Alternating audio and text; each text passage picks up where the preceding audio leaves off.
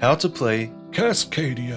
1 to 4 players, ages 10 and up, playtime 30 to 45 minutes. In Cascadia, players take turns drawing and placing habitat tiles and wilderness tokens, forming their own wilderness ecosystem in order to score points at the end of the game by matching wilderness scorecards, building large corridors, and having the largest corridor of each type. The game progresses over 20 rounds, and then the player with the most points wins. Components: Habitat and keystone tiles, starter habitat tiles, wildlife tokens, wildlife scoring cards, nature tokens, a bag, and a score pad. Setup: Shuffle all the wildlife tokens in the bag. Randomly select habitat tiles without looking at them and form piles near all the players. For 2 players, select 43 or just remove 42. For 3 players, take 63 or remove 22. For 4 players, take 83 or remove 2. I think you should just take 83, it's much easier. Randomly select 1 wildlife scoring card for each of the 5 wildlife types and put the rest back in the box. Don't get. If this is your first time playing, we recommend using the ones with the letter A at the bottom right. Each player randomly takes a starter tile. Reveal 4 habitat tiles and place them face up in the middle. Draw 4 wildlife tokens from the bag and pair them each with a habitat tile, Place the nature tokens, and the player who most recently saw one of the wildlife in the game goes first, or choose them randomly with this nifty app. Gameplay: Players take turns drafting a combination of habitat tiles and wildlife tokens to build their environments, continuing clockwise until there are no more tiles available. After 20 turns each, the game ends with final scoring, and the player with the highest score wins. Yay! Turn summary: select a habitat tile and wildlife token. First, check for overpopulation. If all 4 wildlife tokens are the same, remove all the wildlife tokens and draw new ones. If there are 3 of the same, the active player may choose to wipe those 3 and draw new ones, or draw from them as is. After checking population, place any wipe tokens back in the bag and give it a good shake. Shake it up, baby. Then take 1 combination of the 4 available habitats and wildlife tokens.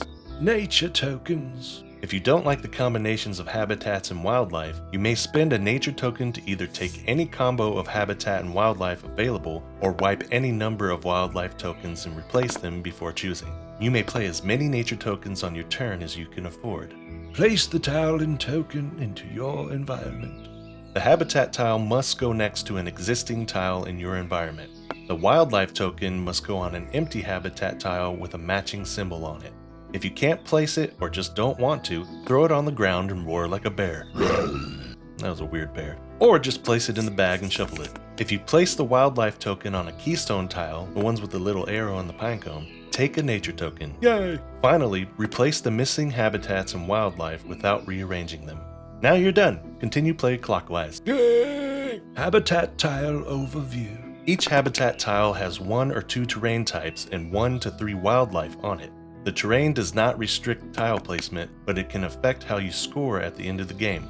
This is a keystone tile, which would give you a nature token if you place a wildlife token on it. Yay, pie cones!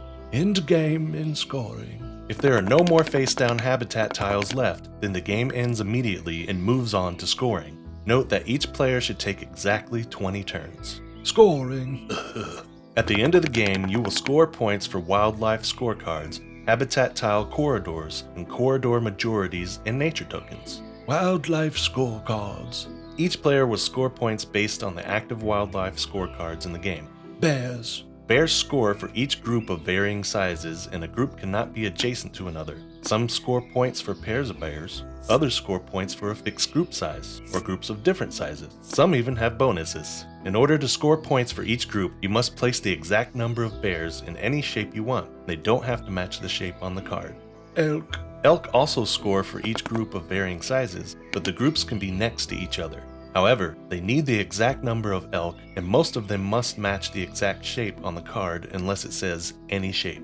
Each elk can only be a part of 1 single group and cannot score for multiple groups, even if they are next to each other. This group must be in a straight line, in groups of 1 to 4, a circle, or any continuous shape for this one. Salmon. Salmon score for each continuous path of salmon, and each cannot be adjacent to other salmon. A line of salmon like this would count, but you can't branch off like that. A small triangle like this would count, but it ends here. Some cards have a max number of salmon you can score for, and others score for salmon and other adjacent animals. Hawks. Hawks score for spreading out over the landscape. They can score for each lone hawk, hawks with lines of sight along flat hex edges, or pairs of hawks. This card scores for each hawk not adjacent to another hawk. This one scores for each hawk with line of sight to another hawk. This one scores for each line of sight between two non-adjacent hawks. And this card scores for each pair of hawks with points increasing for each animal type in between them in their line of sight. Foxes. Foxes score for adjacencies to other animals. Some score for each different type of adjacent animal, including other foxes. Pairs of adjacent animal types, being surrounded by the same type of animal, not including other foxes, or pairs of foxes with pairs of other animals adjacent to them, even if the other animals aren't adjacent to each other. Other fox pairs don't count in this scenario. Habitat tile corridors. Score 1 point per habitat tile in their largest contiguous habitat corridor of each type: mountains, forest, prairies, wetlands, and rivers. They are contiguous if you share a side with the same terrain type. Habitat tile corridor majorities. The player with the largest corridor of each type scores points based on the number of players. In solo mode, you get 2 points for each habitat type with 7 or more tiles. With 2 players, you get 2 points for the largest corridor of each type. If there's a tie, each tied player gets 1 point instead. For 3 to 4 players, you get 3 points for each of the largest corridor types and 1 point for the second largest. If 2 players tie for the largest, they each get 2 points, and second place gets nothing. Get out of here. If 3 or 4 players tie, they each get 1 point and none for second place. Any ties for second place result in 0 points. Oh, nature tokens. Score 1 point for each unused nature token. Tally up all the points and the person with the most points wins. Yay! If there's a tie, the person with the most nature tokens wins.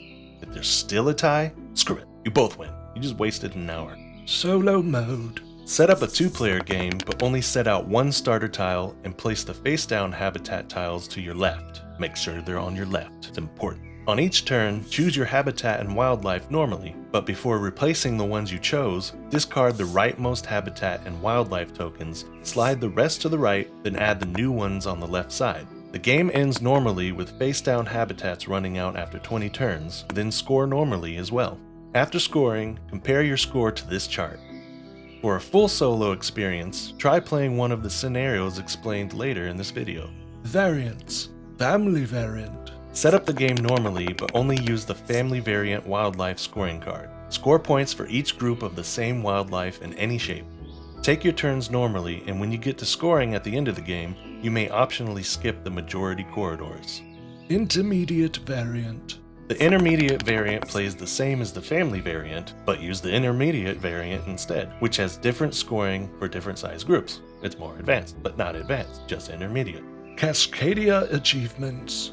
Explore Cascadian habitats and wildlife, earning achievements as you journey through the landscape to become a Cascadian biologist. Keep track of your progress on the achievements hiking chart with up to 5 players. Choose from different achievement modes, scenarios, a normal game, or rule restrictions, and mark your achievements on the chart to see if you can become a Cascadian biologist.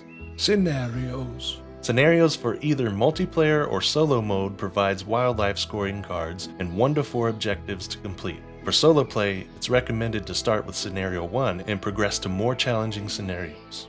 For multiplayer, you may choose any scenario. If you complete the scenario, fill in your shape on that scenario and progress your track on the hiking map. Normal game. Play a normal game of Cascadia, and you may accomplish no more than 1 achievement per game. If you reach the achievement, fill in your shape next to it and then progress your track on the hiking map. Rule restrictions. Play a multiplayer game choosing one of these rule restrictions. Whoever wins that game fills in their shape next to the rule restriction and progresses their track on the hiking map. The end. Thank you for watching. If you found this tutorial helpful, please like and subscribe below. Also let us know what you thought in the comments, and if you have any suggestions for future tutorials, put them there too. If you like looking at pictures, follow Board Game Tutorials on TikTok and Instagram. And finally, check out my website boardgametutorials.com and sign up for our newsletter for future updates.